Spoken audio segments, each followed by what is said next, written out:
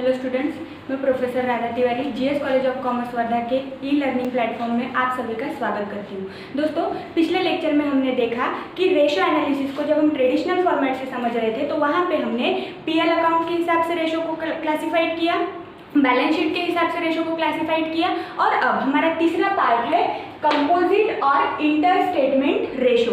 तो हमने PL account में देखा था कि जब हमने पीएल अकाउंट के हिसाब से रेशो क्लासिफाइड किए तो वहाँ पे आने वाला हर आइटम पीएल अकाउंट से बिलोंग करता था, और जब हमने बैलेंस शीट रेशो को समझने की कोशिश की तो वहाँ पे आने वाला भी हर आइटम मतलब बैलेंस शीट के तहत आने वाले जो रेशो थे जैसे कि करंट रेशो, लिक्विड रेशो, तो इन सब रेशो के लिए या ये रेशो को क्लासिफाइड करने के लिए या इसको हम जब रेशो निकाल रहे थे तो इसके लिए हमें बैलेंस शीट के आइटम्स की ज़रूरत थी।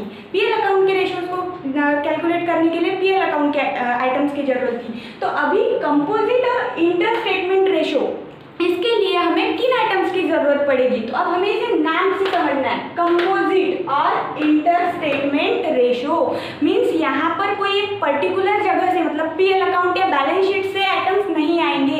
यहाँ पे कंपोजिट संयुक्त रूप से आइटम्स आएंगे, मतलब यहाँ पे कुछ आइटम्स पीएल अकाउंट से आएंगे और कुछ आइटम्स बैलेंस शीट से आएंगे। इसीलिए हमारा तीसरा फॉर्मेट या तीसरा ट्रेडिशनल फॉर्म है कंपोजिट और इंटर स्टेटमेंट रेशो। तो कंपोजिट और इंटर स्टेटमेंट रेशो को समझने से पहले मैंने आपके लिए यहाँ पे बोर्ड पे दो टर्म्स को क्लासिफाइड करके लिख रखा है। सबसे पहला है कैपिटल एम्प्लॉयड। अब जब हम इन रेशो के तहत आने वाले सब रेशोज को कैलकुलेट करेंगे या उसके फॉर्मूलाज को समझने की कोशिश करेंगे तब आपको एक टर्म की जरूरत पड़ेगी, कैपिटल एम्प्लॉयड या प्रोप्राइटर्स और शेयर होल्डर्स फंड। तो ये फॉर्मूला में जब आएगा तब पढ़ने के बजाय हम उन टर्म्स को पहले समझने की कोशिश करते हैं कि जब हमें कैपिटल एम्प्लॉयड की जरूरत पड़ने वाली है तो कैपिटल एम्प्लॉयड हमें हासिल कैसे होगा।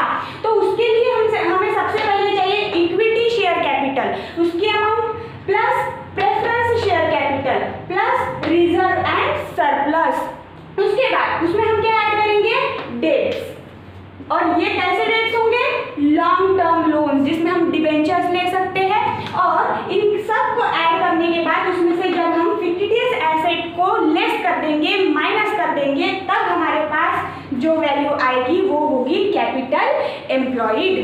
अब कैपिटल एम्प्लॉयड कैसे निकलेगा ये आपको समझ आ गया कि equity share capital plus preference share capital plus reserve and surplus plus long term loan minus fictitious assets means और इक्वल टू कैपिटल एम्प्लॉयड। तो पहली टर्म हमने यहाँ पे निकाल ली। अब उसके बाद हमें जरूरत पड़ने वाली है प्रोप्राइटर्स और शेयर होल्डर्स फंड की। तो प्रोप्राइटर्स और शेयर होल्डर फंड कैसे निकलेगा? तो ये जो ऊपर मैंने यहाँ पे आपको एक ये बना रखा है, equity share capital preference share capital plus reserve and surplus, बस इतना ही हमें पोर्शन लेना है। और इस पोर्शन में से जब हम फिक्टिशियस एसेट्स लेस कर देंगे, माइनस कर देंगे, तो हमें मिलेगा प्रोप्राइटर्स और शेयर होल्डर्स फंड। यहाँ पे अभी कैपिटल एम्प्लॉयड समझने के लिए और लिखने की सहूलियत के लिए मैंने यहाँ पे फिक्टिशियस एसेट सबसे बाद में लेस किया है, बट आपको ये ध्यान में रखना है कि जब हम कैपिटल एम्प्लॉयड निकाल रहे हैं तो ये ऐसे फॉर्मेट में आप निकालेंगे तो भी चलेगा, बट जब हम शेयर होल्डर्स फंड और प्रोप्राइटर्स फंड को कैलकुलेट करेंगे तो आपको फिक्टिशियस एसेट्स ये जो एक ब्लॉक हमने तैयार किया है इसमें से माइनस करना है। तो अब हमें यहाँ पे इस फॉर्मेट से या इस ढांचे से क्या मिला? कैपिटल एम्प्लॉयड और दूसरी टर्म प्रोप्राइटर्स और शेयर होल्डर्स फंड। चलिए अब इधर देखते हैं दूसरी साइड मैंने क्या लिख रखा है। अब यहाँ आप लोग देख पा रहे हैं कि मैंने कैपिटल एम्प्लॉयड स्रोत, पूंजी का स्रोत, कैपिटल कैसे खड़ा किया, ये सब यहाँ पे आया कि पैसे कहाँ से आए, ये शेयर होल्डर से आए हैं, इतना हमारा रिजर्व था, फिर हमने डेट्स लॉन्ग टर्म लोन से आए हैं पैसे, तो ऐसा जाके हमारे पास टोटल कैपिटल खड़ा हुआ। उसके बाद अब जो हमें प्रॉफिट अर्न हुआ है उस प्रॉफिट को हम कैसे किस प्रपोर्शन में बांट रहे हैं या किस प्रमाण में उसका बंटवारा हो रहा है, ये अब हमें समझना है। तो दूसरी ओर मैंने अभी यहाँ पे बहुत से लोगों को क्रॉस वाली टर्म समझ नहीं आती करके मैंने यहाँ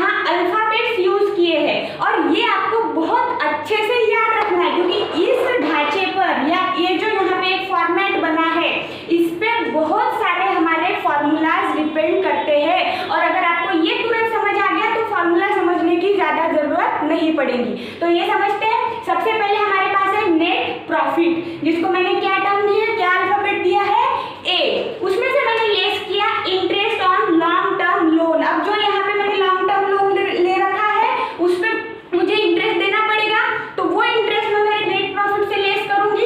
ये इंटरेस्ट लेस करने के बाद मेरे पास क्या बचा, बी। अब यहाँ मैंने क्रॉस नहीं दी, अल्फाबेट दिया, वो आपको समझेगा आगे क्यों दिए है, बी।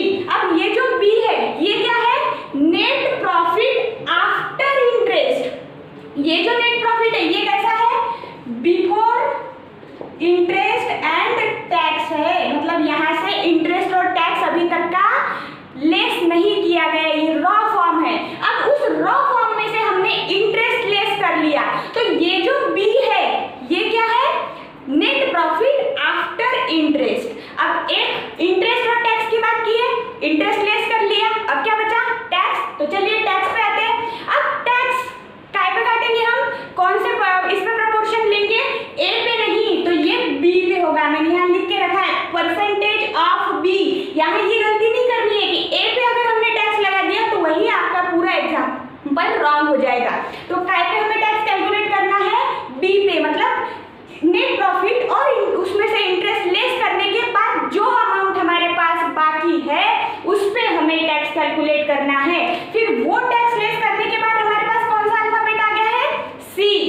अब ये सी क्या है, तो प्रॉफिट फॉर इक्विटी, और इसके अलावा ये क्या बनेगा, profit after interest and tax, क्योंकि यहाँ पे ये बिफोर इंटरेस्ट एंड टैक्स था, फिर उसमें हमने इंटरेस्ट लेस किया, फिर टैक्स लेस किया, तो अब जो ये सी बचा ये क्या है, profit after interest and tax. उसके बाद हमें उसमें से प्रेफरेंस डिविडेंड लेस करना है, और ये जो डी अल्फाबेट है ये डिनोट करता है preference for profit for equity share holders. अब जितनी हमारी देयताएं थी, जैसे इंटरेस्ट था, टैक्स था, प्रेफरेंस डिविडेंड था, वो सब हमने दे दिया। अब जो बाकी है वो किसका है, इक्विटी शेयर होल्डर्स का।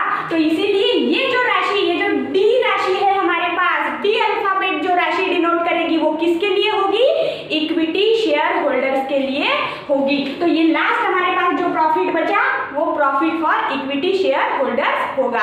अब इन दो टर्म्स को समझने के बाद कैपिटल एम्प्लॉयड को समझ लिया, फंड प्रोप्राइटर्स फंड को समझ लिया, और प्रॉफिट का एलोकेशन समझ लिया कि किस इसमें प्रोपोर्शन में या कैसे कैसे हम प्रॉफिट को बांटते हैं। तो इसके बाद अब जो हमारा मेन पॉइंट है, आज हमें क्या सीखना था, कंपोजिट और इंटर स्टेटमेंट रेशो।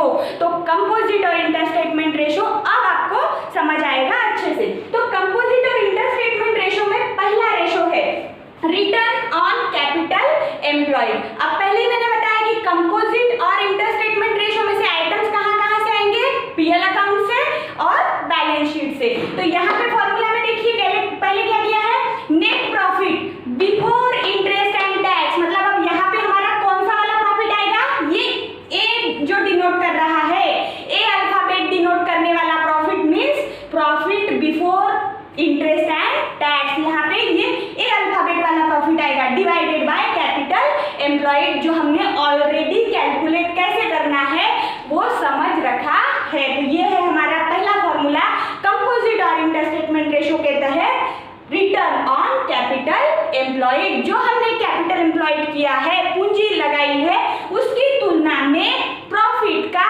प्रतिशत प्रमाण कितना होगा, और यहाँ पे मैंने इसे मल्टीप्लाइड बाय 100 किया है, मींस आने वाला रेशो परसेंटेज फॉर्म में डिनोट किया जाएगा। हमने देखा था कि प्रॉफिट एंड लॉस अकाउंट के रेशो हम परसेंटेज फॉर्म में दिखाएंगे, बैलेंस शीट के रेशो टाइम्स प्रपोर्शन ऐसे फॉर्म में दिखाएंगे। तो यहाँ पे अब ये कंपोजिट है, दोनों का मिश्रण है, तो यहाँ पे पहला ratio return on capital employed percentage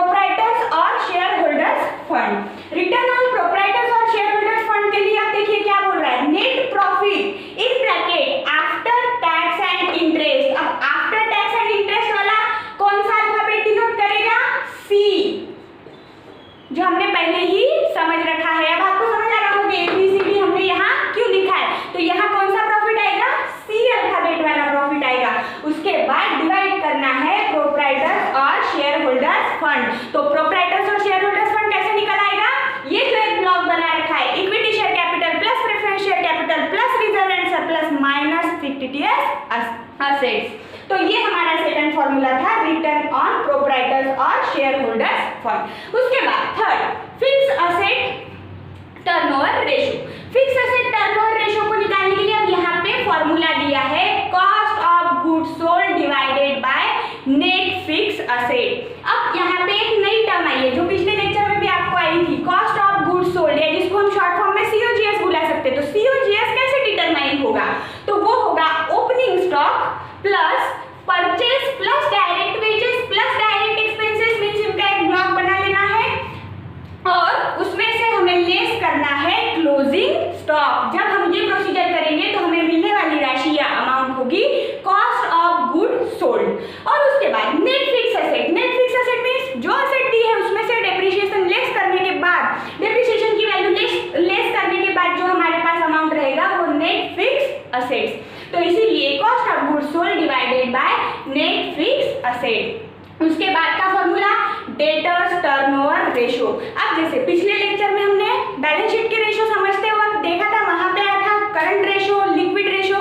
तो ये रेशो किस लिए थी कि हम हमारी इन्वेंटरी रेशो, इन्वेंटरी को तुरंत बेच के सेल करके कैश कैसे जनरेट कर सकते हैं। तो वैसे ही अब डेटर्स टर्नओवर रेशो, डेटर्स को हम कितने जल्दी लिक्विड फॉर्म, जो कि हमारा लिक्विड फॉर्म कैश से डिनोट होता है, तो कितने जल्दी हम कैश जनरेट कर सकते हैं, इसके लिए हमारे पास फॉर्मूला है डेटर्स टर्नओवर रेशो। उसका फॉर्मूला क्या है? Credit sale divided by average और closing debtors plus bills receivable. अब यहाँ पे ये एवरेज और क्लोजिंग डेटर्स क्यों लिखा है? अगर आपको ओपनिंग और क्लोजिंग दिया हुआ है तो आपका एवरेज डेटर्स निकलेगा, और एवरेज डेटर्स कैसे बनेगा? Opening debtors plus closing debtors divided by 2, ये बन गया आपका एवरेज डेटर। पर अगर आपके पास ओपनिंग वैल्यू नहीं दी है, ओपनिंग डेटर्स नहीं है, तो फिर हम क्या करेंगे? ऐसे समय पे हम सीधा क्लोजिंग ट्रेड डेटर्स लेंगे, और अगर आपको बिल्स रिसीवेबल गिवन है तो वो भी हमें उसमें मर्ज करना पड़ेगा, उन दोनों की वैल्यू बना के क्रेडिट से को उस वैल्यू से जब हम डिवाइड करेंगे तो हमें मिलेगा डेटर्स टर्नओवर रेशो। उसके बाद है क्रेडिटर्स टर्नओवर रेशो। अब से डेटर्स टर्नओवर रेशो में क्रेडिट सेल लिखा, तो क्रेडिटर्स टर्नओवर रेशो में क्रेडिट परचेस आएगा। ये दोनों फार्मूला को याद रखने की ज्यादा जरूरत नहीं है, बस याद इतना रखना है डेटर्स में क्रेडिट सेल्स और क्रेडिटर्स वैल्यूज में या क्रेडिटर्स टर्नओवर रेशो में क्रेडिट परचेस।